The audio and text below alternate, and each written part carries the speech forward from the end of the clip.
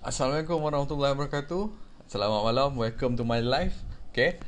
Saya Farid. Kepakaran saya adalah membantu para suami untuk sediakan satu tabung kecemasan untuk membantu dia semasa dia dilanda musibah yang tak menentu kan. Okay. Jadi saya macam biasa saya live lah. Live untuk sharing apa yang saya boleh share kan. Apa yang saya boleh provide.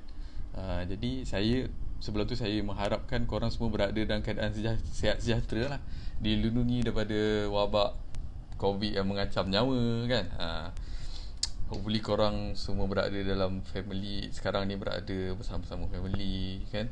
Yang jauh dia still masih boleh berkirim-kirim salam, boleh bisi-bisi kan. Okay. Jadi malam ni saya nak bercerita lah. Malam ni saya nak cerita pasal kisah Faruk yang bijaksana. Kerana sebab apa dia bijaksana. Okay. Jadi malam ni saya nak cerita pasal Faruk lah. Sebab Faruk ni dia pandai lah, dia bijak lah.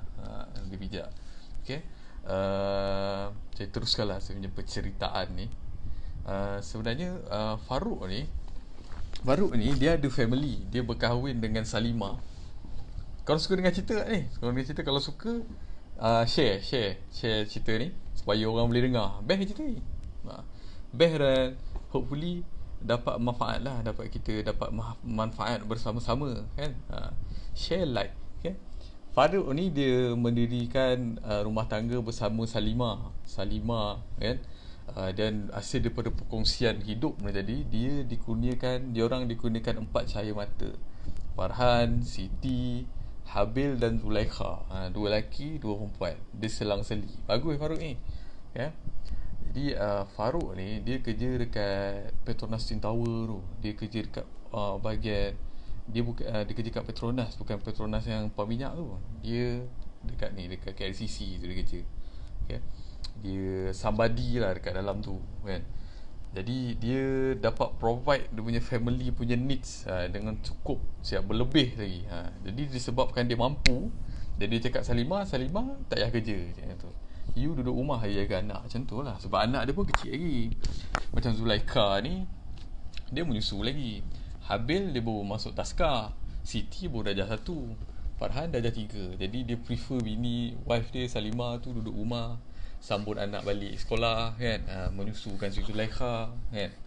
Dia lagi prefer Zulaikha ni minum susu badan lah daripada susu formula tu. Dan dia tak yakin nak hantar Zulaikha ni ke pengasuh ke apa kan. Dia nak jaga sendiri. Tapi Habil ni pelik kat sebab apa dia hantar ke taska kan.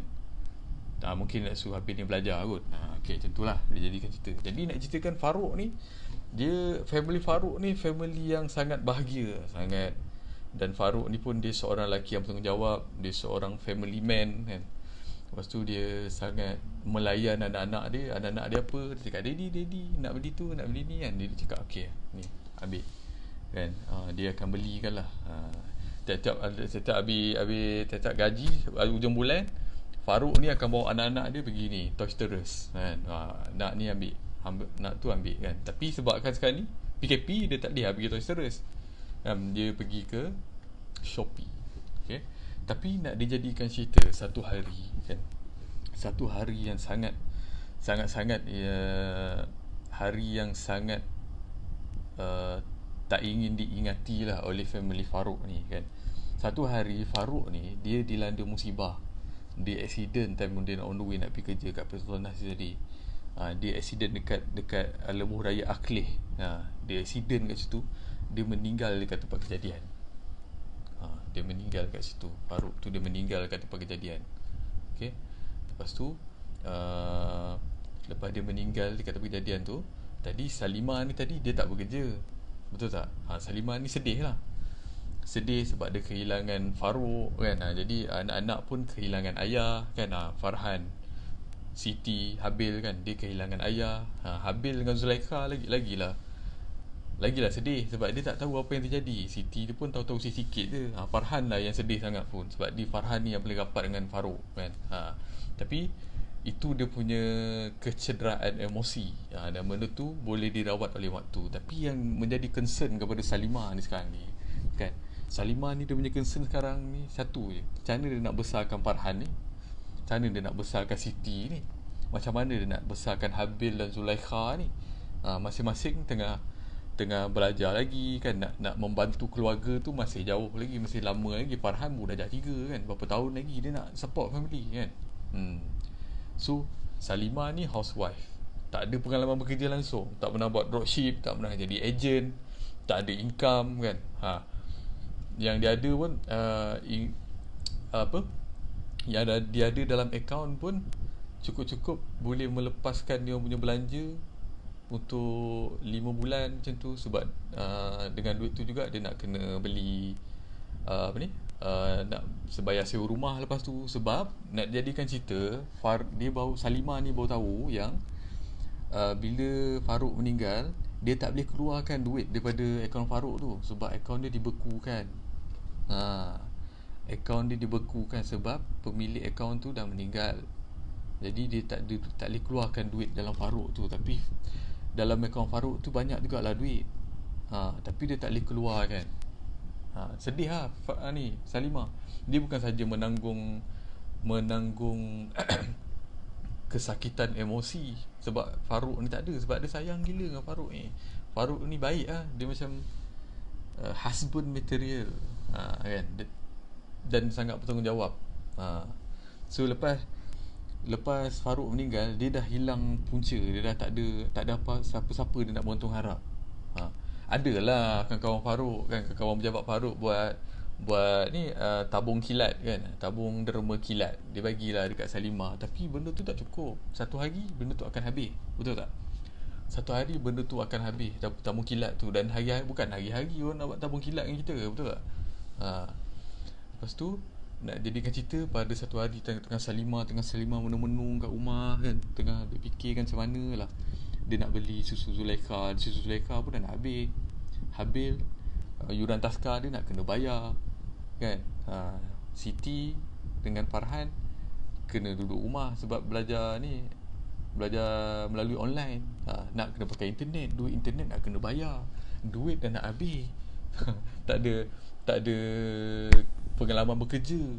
Kalau dia nak buat dropship pun lambat lagi nak dapat dia punya hasil tu. Sebab yelah, dari dropship kita boleh jadi kaya, tapi still ada proses. Tapi dia nak duit dengan cepat sebab dia nak support dia punya family ni. Dia dah tak ada siapa nak bergantung harap lagi dah. Salimah ni, kesian Salimah ni.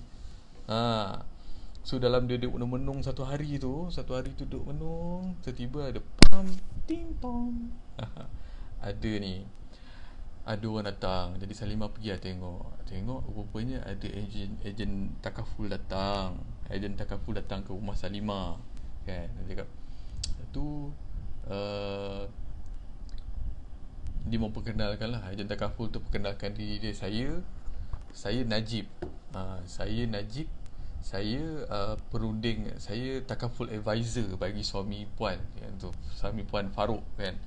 Cakap saya tak tahu lah tu.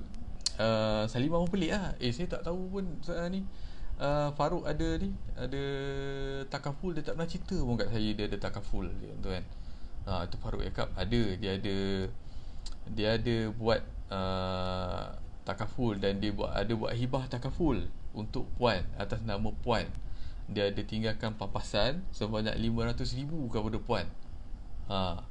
Dan hari ni saya nak bagi cek ni dekat puan lah kan, untuk puan, sebab ini hak puan.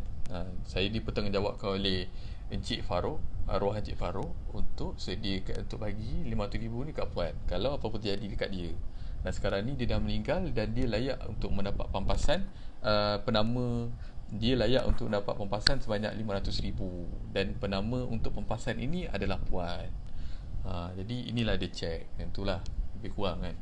Sebenarnya dia ada proses sikit dia dan tangan semua kan. Tapi nak dijadikan cerita, pada hari tu Salimah dapat 500,000 okay? Dengan 500,000 tadi macam release. Salimah rasa release gila sebab dia dapat 500,000. Bukan sebab dia suka Farouk, tak ada, tapi dia suka sebab dia punya financial dia tiba-tiba jadi okey. Sebab Farouk tinggalkan 500,000 kat dia untuk dia. Jadi dengan duit ni tadilah Salimah membesarkan Zulaikha, beli susu beli susu Zulaikha, bayar duit Taska Habil kan, berbayar duit internet untuk Farhan dengan Siti dia belajar online kan, dengan 500,000 ni tadi. Okay. Lepas tu ada 500,000 ni tadi. So kehidupan diorang ni tak jauh berbeza lah lepas Farouk meninggalkan diorang ni, sebab Farouk dah tinggalkan 500,000 untuk diorang. Okay. Jadi Salimah ni dia ada waktu lah untuk dia generate income sampailah 5 ni nak dikatakan kalau 500,000 tu habis nanti barulah adalah dia punya income. Tapi nak 500,000 ni habis, 500,000 ni lama habis, lambat habis. Dan Salimah ni pula suka berjimat kan. Hopefully bila Salimah nanti dia dah recover, dia dah dapat tune buat duit, dia dah ada satu income nanti kan, so dia boleh hidup dengan sendiri, dia boleh survive dengan sendirinya lah. So sementara dia nak dapat sampai ke point tu, Habil support dia dengan 500,000 ni tadi. Okay, kalau macam tu anda rasa Farouk ni bagus tak? Bijaksana tak Farouk ni? Sebab dia tinggalkan duit untuk dia punya keluarga. Dia faham yang satu hari nanti dia dah tak ada, dia takkan ada kat dunia ni. Satu hari nanti dia tak boleh nak support family dia, jadi dia tinggalkan hibah untuk Salimah dan anak-anak sebanyak 500,000. Dengan 500,000 ni tadilah Salimah ni dia membesarkan anak dia orang sampailah Farouk ni habis SPM. 500,000 tak habis lagi. Faham tak? So nak jadikan cerita, the moral of the story, tinggalkanlah, buatlah ibah takaful, tinggalkan something untuk kita punya pasangan. Kita sebagai suami kan, tinggalkan something untuk pasangan kita. So nak lagi kalau pasangan kita tak bekerja, dia betul-betul mengantung harap kepada kita kan, tinggalkanlah something tu dia. Sebab one day kita akan pergi, dan pada hari tu dia akan hilanglah tempat berpaut. Lepas tu cara dia nak survive kan, sebab dia tak bekerja. Jadi dengan adanya kita punya hibah takaful, adanya pampasan, insya-Allah dia boleh meringankanlah dia punya bebanan, insya-Allah. Jadi moral of the story, ambillah hibah takaful sebelum terlambat. Okay. Hibah takaful ni boleh dimiliki dengan harga bermula daripada RM50 saja. Tapi kita boleh dapat sepapasan, sediakan something untuk keluarga yang kita tinggalkan. Jadi hopefully kisah Farouk ni dapat memberi sedikit pengajaran kepada kita dan membuatkan kita rasa macam nak bersedia untuk menghadapi musibah yang akan datang. Contohnya kematian, which is yang memang akan jadi. Cara pun kita elak, mesti akan jadinya kematian. Okay. Hopefully korang dapat something daripada kisah Farouk ni kan. Hopefully korang dapat something dan korang boleh buat persediaan. Okay. Saya tamatkan saya punya live hari ni. Mungkin kita akan berjumpa lagi daripada nanti dengan dalam live yang akan datang. Okay. Terima kasih untuk masa anda. Assalamualaikum warahmatullahi wabarakatuh.